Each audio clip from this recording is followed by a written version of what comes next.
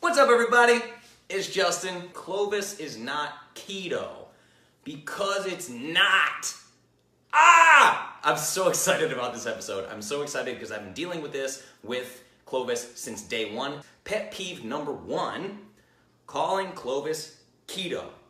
This happens everywhere, all the time. So for those of you that don't know me, my name is Justin Nault. I am the CEO and founder of CLOVIS. I invented a product called the Perfect Paleo Powder in this kitchen. Literally 7 feet away from me is where I invented the Perfect Paleo Powder, the first formula in 2014, launched in 2015. I am now a certified nutritional therapist. I am a certified specialist in sports nutrition. I am in school again for more nutrition certifications, and I started Clovis, and now I transform people's lives. Literally over 500 people I have worked with on a one-on-one client basis, right? And we've had crazy transformations. People have lost 100 pounds, they've lost 60 pounds, they've lost 60 pounds in 40 days, they've lost 21 pounds in 14 days, crazy stuff, right? I transform people's lives. That's what I try to do here. Let's jump in. So, first things first, what is keto? We have to talk about where the confusion comes from. I have to define what keto is. Now, I literally said this in AMA number 1, right? I said I was gonna cite AMA number 1. I said, people are very confused about keto, and I actually blamed podcasters and influencers, right? I blame them. It's not necessarily their fault. They just don't know what they don't know. Specifically in AMA 1, I talk about guys like Joe Rogan and Brennan Schaub, who I am a huge fan of, literally. I love both of their podcasts. They're fantastic. I'm a huge fight fan. I love everything that Brendan's doing. Joe Rogan is amazing. I'm a huge fan of Joe Rogan. And they started calling themselves keto when they were really just like avoiding grains and bread, right? They were just low carb, but they called themselves keto. Now what happens is these guys are doing some 100 million downloads a month on their podcast. It's insane. They're like the most famous podcasters on planet Earth, right? So what follows that is this epidemic of keto dieters, these copycats that are keto dieters that literally have no idea what they're talking about. Like none, not even a little bit. Like the way that Joe and Brendan talk about it is fragmented and a little bit confused. And then these guys, it's like a telephone game in kindergarten, right? Where the message gets changed. It's just awful at this point. So let me be clear about a few things. Low carb does not automatically mean ketogenic. Ketogenic does not automatically mean paleo. Paleo itself does not automatically mean low carb. Nothing could be further from the truth. And paleo never means ketogenic. Okay? Details matter, right? I say details matter over and over and over. That's really, really important. So I'm gonna keep it basic, just the guidelines of the diet. What is keto, right? So, keto is not paleo. Not paleo, okay? Keto is not paleo. Why? Keto allows dairy. Right off the bat, it's not paleo for that reason. Paleo does not allow any dairy, right? Keto also allows basically any zero carbohydrate sweetener, right? Like these things that people put in coffee or bake with or whatever. It allows basically any zero carbohydrate sugar sweetener, regardless of what ingredients they're derived from. Again, not paleo. For instance, if you have a maltodextrin that is derived from corn, corn is not paleo, thus maltodextrin from corn is not paleo. Correct? Okay, there we go. So, keto is also not anti-inflammatory. So I'm gonna put anti-inflam, right? It is not necessarily anti-inflammatory. Now, when I say these things, they're not blanket statements because I have to be fair, right? Keto is not necessarily anti-inflammatory, but it can be. When it's done correctly, it can be. Anything that lowers refined carbohydrate consumption is anti-inflammatory. But the blanket inclusion of all high-fat dairy products can often promote inflammation, especially if not sourced perfectly from just the right animals in just the right way. You could literally eat nothing but sour cream and be keto, right? So let's scratch the anti-inflammation. Keto is not paleo, keto is not anti-inflammatory, not by default, right? So then we have an issue with quality, right? I'm gonna get a new marker here. But we have an issue with quality. Now again, I have to be fair, okay?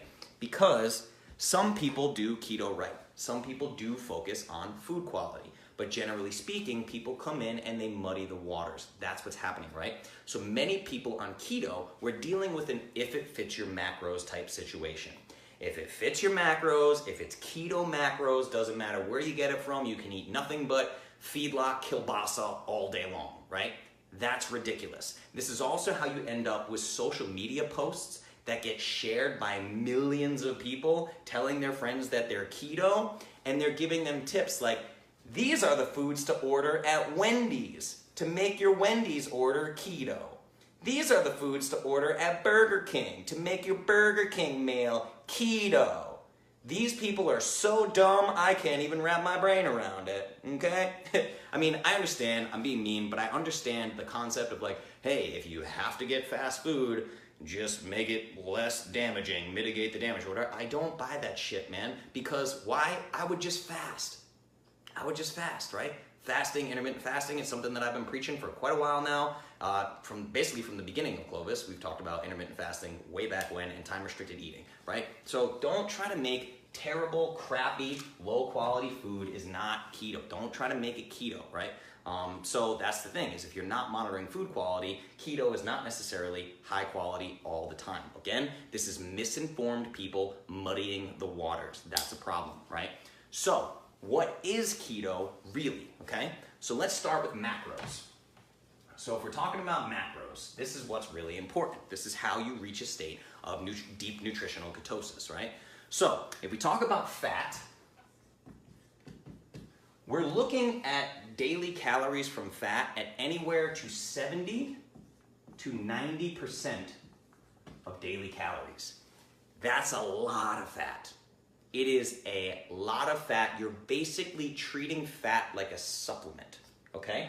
So the thing with fat, if we were to take averages, now again, there's a lot of different experts with a lot of different books, there's a lot of different influencers with blogs and vlogs and every other thing you can think of in YouTube channels, but on average, this number for fat, you're looking at about 78% of calories from fat, right?